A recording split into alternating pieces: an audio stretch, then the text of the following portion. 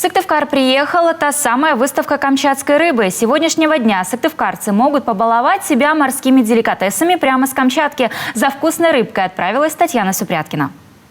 Рыба благородных пород теперь доступна сыктывкарцам. Более 10 видов морских деликатесов горячего и холодного копчения. Омуль, семга, зубатка и, конечно, знаменитая чавыча. Купила, значит, икры, купила семги, купила чавычи, купила рулетика. Очень все вкусно будет. И еще буду угощать своих друзей и родных, и близких. Рыба доставляется в Сыктывкар напрямую из Петропавловск-Камчатского. На прилавке не только морские деликатесы, но и океанские. Все свежие и натуральные. Да еще и по доступным ценам. В такой период, осенний период, очень полезна наша рыбка, потому что в ней очень много витаминов А, Е, В, омега-3. Популярная рыбка – это белорыбица. Купить ту самую камчатскую рыбку можно до 3 октября в здании торгово-промышленной палаты Коми.